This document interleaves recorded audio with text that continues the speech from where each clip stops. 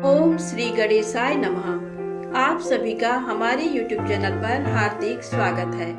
आज सुने चौथ माता की दो कथाएं। पुराने समय की बात है। एक ब्राह्मण था जिसके घर एक बेटा और बहू थे। बेटा और पिता कुछ कमाते तो थे नहीं। जो बहू के साथ आया हुआ दहेज का धन था उसी से अपना काम चलाते थे। जब भी बहू बाहर कचरा डालने जाती थी तब उसके पास वाली पड़ोसन उससे पूछती थी कि बहू आज खाने में क्या खाकर आई हो। तब वह बोलती थी कि मैं तो बासी और ठंडी रोटी खाकर आई हूँ। एक दिन साहूकार के बेटे ने ये बातें सुन ली। वह वहाँ से चला गया और अपनी माँ के पास जाकर बोला कि माँ तू तो अपनी बहू को रोज गर्म खाना खिलाती है और वह फिर भी बाहर जाकर ये बोलती है कि मैं तो बासी रोटी खाकर आई हूँ। तब माँ ने कहा कि बेटा मैं तो चारों थालियों में बराबर गर्म खाना परोसती हूँ। यदि तुम्हें यकीन नहीं है तो तुम खुद देख लेना। वह अगले दिन तबीयत खराब होने का बहाना बनाकर कंबल ओढ़कर लेट गया। तब उसको ये देखकर आश्चर्य हुआ कि बहू ने तो गरम गरम खीर और खांड का भोजन किया है।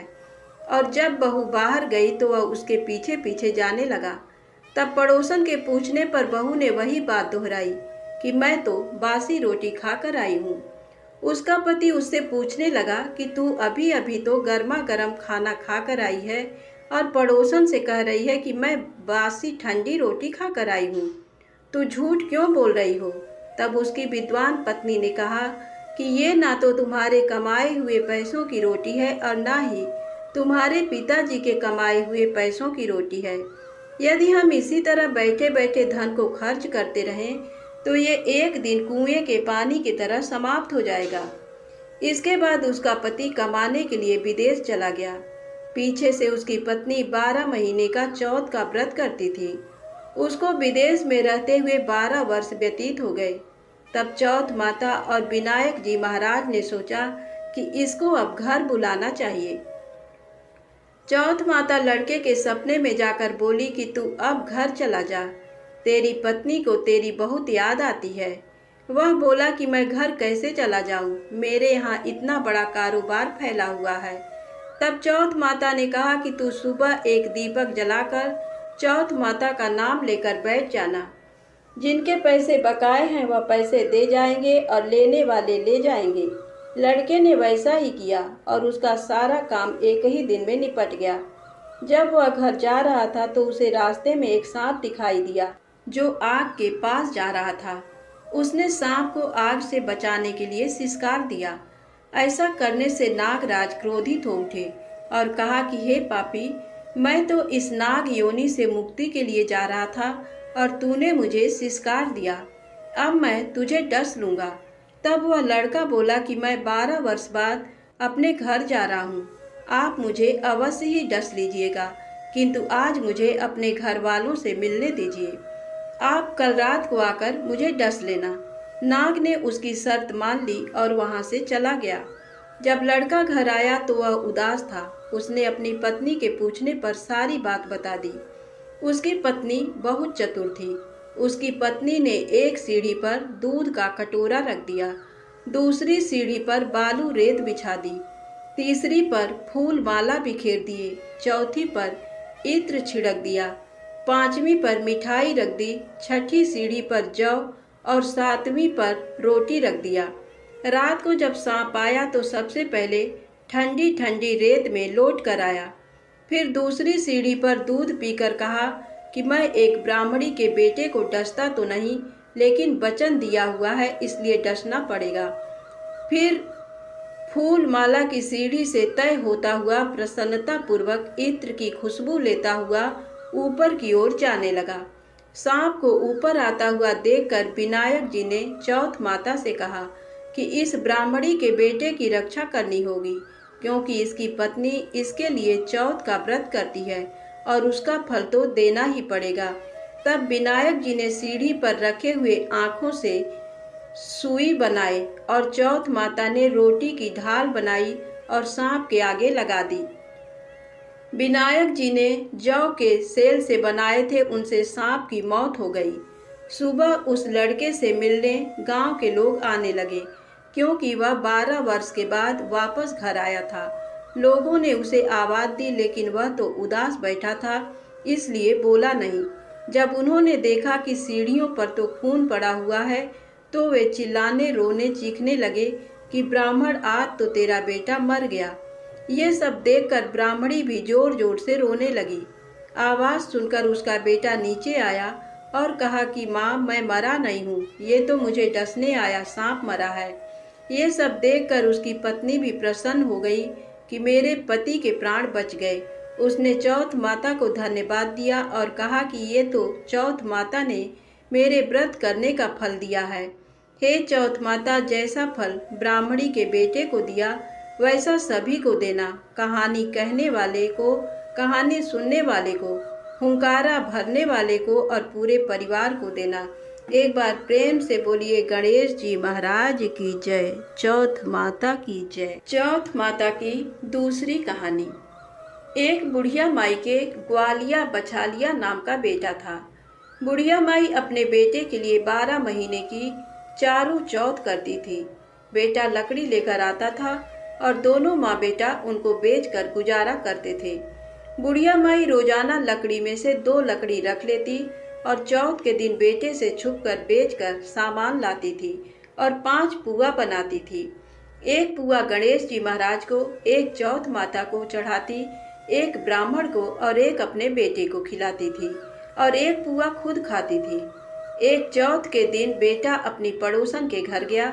वह पुआ बना रही थी। जब उसने पूछा कि आज क्या है जो पुए बना रखे हैं, तब वह बोली, मैंने तो आज ही बनाए हैं, पर तेरी माँ तो चारों चौथ को पुए बनाती है। उसने जाकर माँ से पूछा, माँ तू रोज पुए बनाती है, मैं इतनी मेहनत से कमाता हूँ।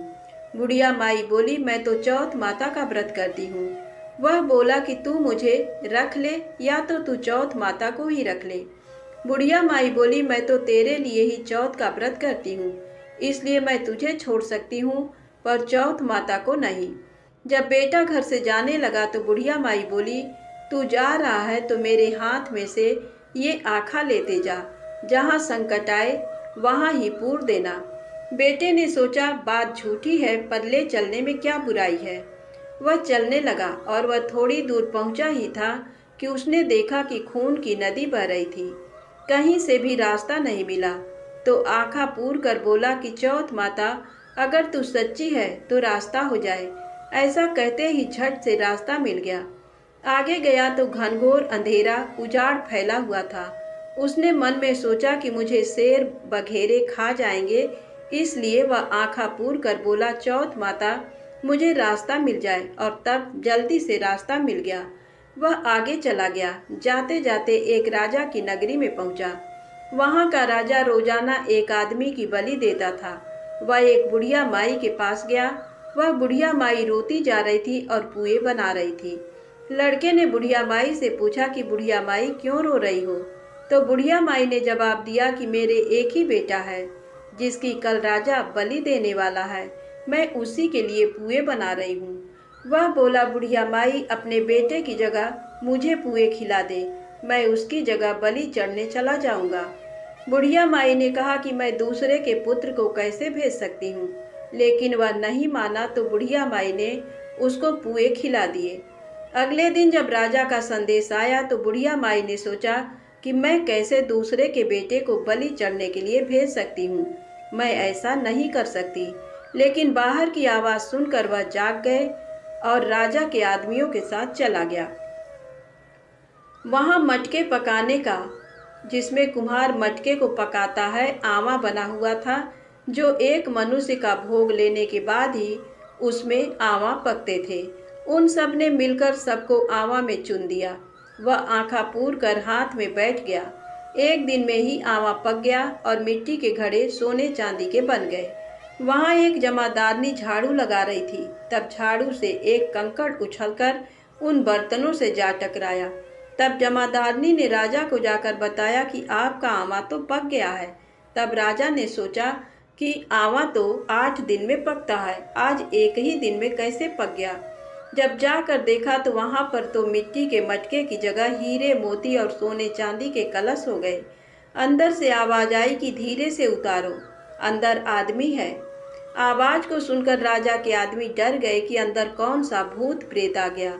फिर वह बोला कि डरो मत, मैं तो सिर्फ एक आदमी हूँ जिसको तुमने अंदर चुना था। देखा तो अंदर हरे हरे जवारे उग रहे थे। राजा ने पूछा कि तू अंदर जीवित कैसे बच गया। तब उसने बताया कि मेरी माँ चौथ का व्रत करती है। जब मैं घर से निकला था तो मेरी माँ ने मुझे आंखें दिए थे। मैं उन्हीं को पूर कर बैठ गया और चौथ माता के कारण बच गया। जब राजा ने कहा कि मैं तेरे को एक घोड़े पर बैठाकर सांकल में बांध देता हूँ, यदि वह सांकल खुलकर मेरे बन जाएगी तो मैं चौथ माता को सच्ची मान लूंगा। तब वह आंखें पूर कर बैठ गया और चौथ माता से कहने लगा, हे चौथ माता, अब तुम ही मेरी लाज बचाना। तब सांकल खुलकर राजा के बंध गई। राजा ने अपनी बेटी की शादी उस लड़के से कर दी और बहुत सा धन दौलत देकर विदा किया। पड़ोसन बोली कि माई, तेरे बेटे बहू आए हैं। जब छत पर चढ़कर देखा तो सच में बैठे बहू बेटे आ रहे थे। हे चौथ माता, जैसे आपने बुढ़िया और उसके बेटे पर कृपा बनाई, वैसे सभी पर कृपा बनाना। चौथ माता की जय।